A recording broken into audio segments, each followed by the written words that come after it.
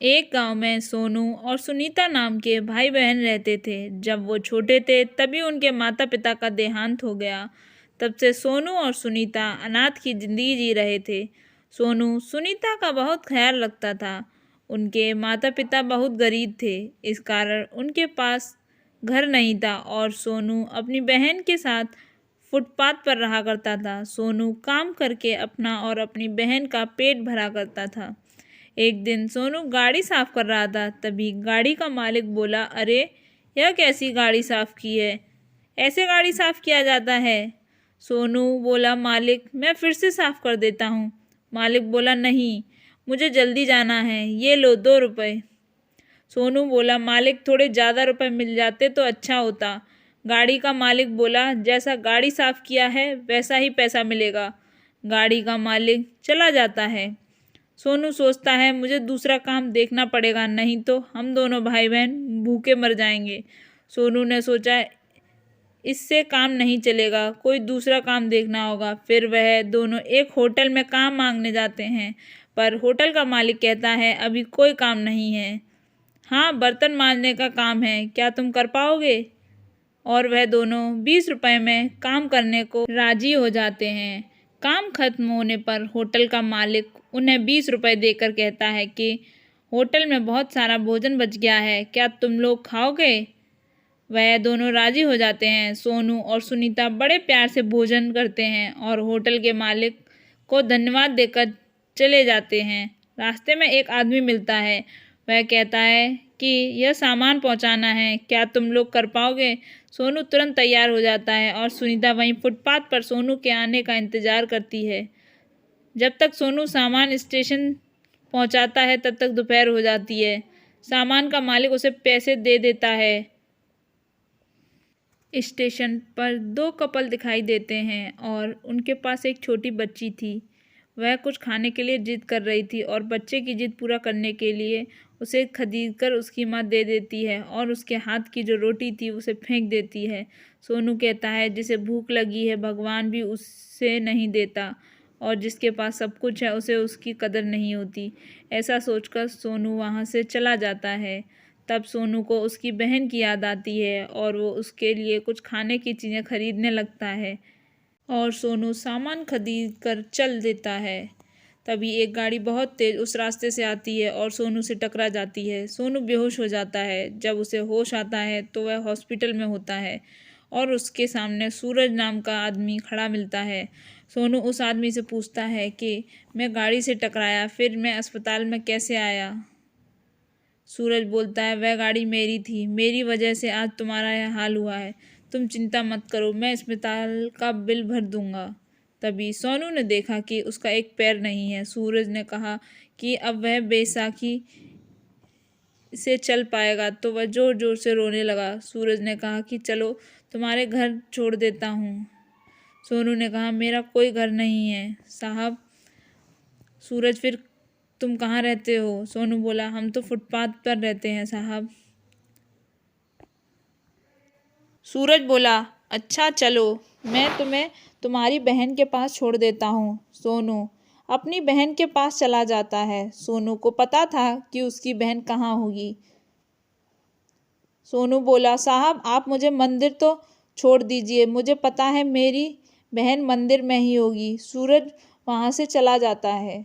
सुनीता सोनू को देखकर बहुत रोने लगती है। सुनीता कहती है, भगवान ऐसा क्यों करता है? ऐसा कहकर सुनीता रोती रहती है। तभी सोनू सुनीता से कहता है, ऐसा कुछ नहीं है, भगवान के घर देर है, अंधेर नहीं है। सुनीता और सोनू वहाँ कुछ खाना खाते हैं। सोनू अपनी बहन सुनीता से कहता है कि अब उससे कोई काम नहीं हो पाएगा। सोनू कहता है कि अब हम लोग मंदिर के बाहर भीख मांगा करेंगे, उससे गुजारा हो जाएगा। सुनीता कहती है, ठीक है। अब सोनू और सुनीता मंदिर में उस रोज से भीख मांगते थे। कोई उन्हें पैसे देता था तो कोई उन्हें खाने की चीज़ें दिया करता था। अब ऐसे ही उन दोनों के दिन बीत रहे थे। तभी एक दिन एक आलीशान गाड़ी मंदिर के सामने आकर रुकती है और उसमें से एक औरत बाहर आई। वह मंदिर में पूजा करने के लिए चली जाती है। थोड़ी देर बाद वह औरत मंदिर के बाहर आ जाती है। तभी उसकी नज़रें सोनू और सुनीता पर पड़ती हैं। उन्हें देखकर वह अपने बैग से रोटी निकालकर उनके सामने फेंक देती है। तभी सुनीता गुस्से से उस औरत से कहती है, मैडम, आपको रोटी देनी है तो हाथ में दे दो, ऐसे फेंको मत। ऐसे फेंकने से रोटी खाने के लायक नहीं रहेगी। औरत, मुझे मत सिखाओ कि मुझे क्या करना है क्या नहीं। सुनीता, मैडम जी, इतना घमंड अच्छा नहीं है। औरत, तू मुझे समझाएगी कि मुझे कितना घमंड है? रुक, मैं अभी बताती हूँ, तू इतनी सी है। ऐसा कहकर औरत सुनीता को मारने लगी और बहुत ज़ोर ज़ोर से मारने लगी। तभी सोनू बीच में आकर कहता है, मैडम, सुनीता को मत मारिए, इसकी तरफ से मैं माफ़ी मांगता हूँ। आपने रोटी ज़मीन पर फेंका, इसलिए सुनीता ने यह बात कही। इसमें सुनीता की कोई गलती नहीं है। औरत, तुम समझदार लगते हो। सोनू, मैडम, इसी गाड़ी से मेरे पैर का एक्सीडेंट हुआ था और तब से मैं अपाहिज हूँ। यह सुनते ही मैडम बहुत दुखी हुई और कहने लगी, मेरे पति ने मुझे बताया था कि उनकी गाड़ी से किसी बच्चे का एक्सीडेंट हो गया है। अच्छा, वह तुम ही हो। मुझे क्षमा कर दो। मैंने तुम लोगों के साथ बहुत गलत व्यवहार किया है। हमारी कोई औलाद नहीं है और मेरे पति को तुम्हारे पैर के कट जाने का गम इतना सताया कि वह इस दुख को सहन नहीं कर पाए और इस दुनिया से चल बसे। उन्होंने तुम्हें ढूंढने की काफ़ी कोशिश की, लेकिन तुम उन्हें नहीं मिले। उन्होंने मुझसे वादा लिया था कि अगर तुम कभी मिलो तो उनको अपने बच्चों की तरह अपने पास ही रखना। तुम दोनों मेरे साथ मेरे घर चलो। वह दोनों उनके साथ जाने के लिए तैयार हो गए। वह दोनों उस घर में खुशी खुशी रहते हैं। वह औरत भी उन्हें अपने बच्चों की तरह पाला करती है।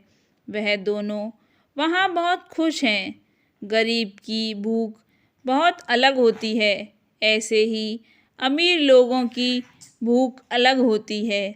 उनके पास पर्याप्त भोजन होने के कारण वे फेंक देते हैं और गरीब को भूख लगे तो उन्हें खाने के लिए 2 वक्त की रोटी भी नहीं मिलती। इसी वजह से गरीब और अमीर लोगों की भूख अलग अलग होती है। इस कहानी से हमें सीख मिलती है कि गरीब होने के कारण उन्हें कष्ट नहीं देना चाहिए। गरीबों की हमेशा सहायता करनी चाहिए। वीडियो अगर अच्छी लगी हो तो वीडियो को लाइक और चैनल को सब्सक्राइब करना ना भूलें। धन्यवाद।